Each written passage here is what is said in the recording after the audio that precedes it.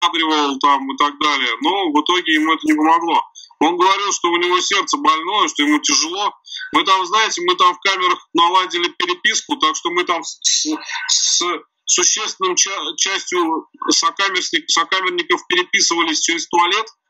В туалете там прятали записочки, да, и кто найдет, тот там что-то пишет, отвечает. Так, по крайней мере, мы знали, кто с кем сидит и что происходит вокруг. Я тоже знаю это, потому что я тоже читал некоторые записки, когда в туалет ходишь. А Шихмурадов когда там был больной? Он был, вот как случилось это все с Анжар, да, сразу же его туда посадили, в первую очередь туда привели, на следующий день, по-моему, если не ошибаюсь, после событий.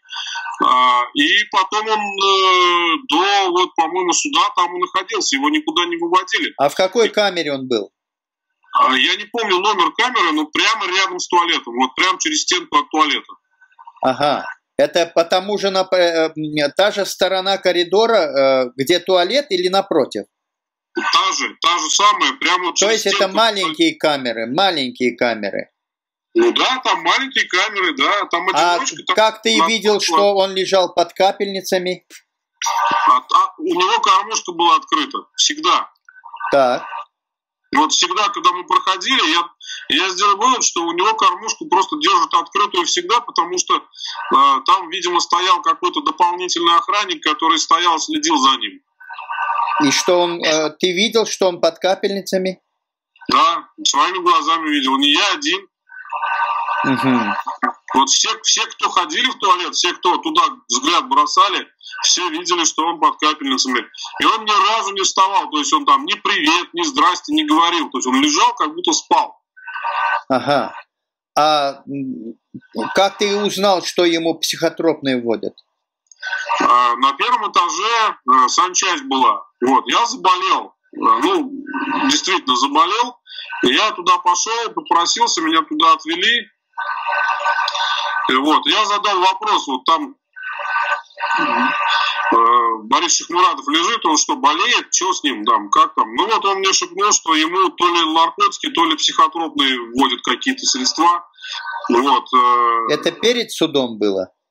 Да, это было задолго до суда еще. Это вот, неделя прошла только, или полторы, после того, как вот его привели туда. Ага.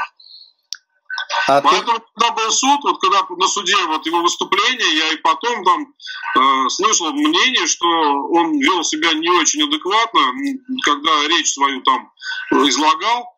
Я тогда вот адекватным людям говорил: ребята, не верьте этому, потому что вот все, что я видел, это просто фикция какая-то. Там его накачали чем-то, долго держали его на этих средствах на протяжении длительного времени. Угу.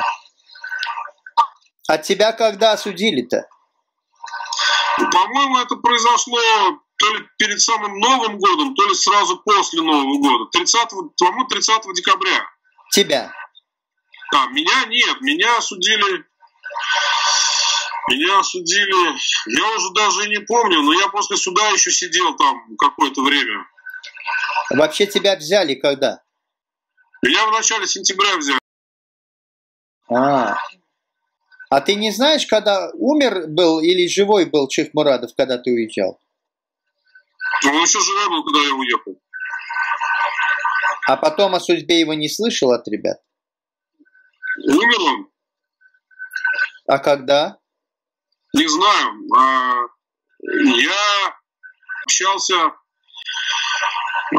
с ребятами, которые приехали этапом из Красноводской тюрьмы. Так. По-моему, то ли пограничники, то ли кто-то еще. Вот говорили, что он умер где-то вот в районе переезда в Володан-ДП или куда-то еще после суда. Вот. Но достоверно этой информации я не обладаю. И те, кто мне говорил, это тоже были не люди, которые видели его мертвым, а те, кто что-то только слышал. Поэтому я вот утверждаю это не со стопроцентной уверенностью. Вот то, что я сам видел своими глазами, или что, скажем так, я знаю людей, которые это видели глазами, и считаю, что им можно верить. На это я могу уверенно утверждать что-то такое. А в смерти Шахмурадова, ну, я, честно сказать, если так вот откровенно, я не верю, что он живой.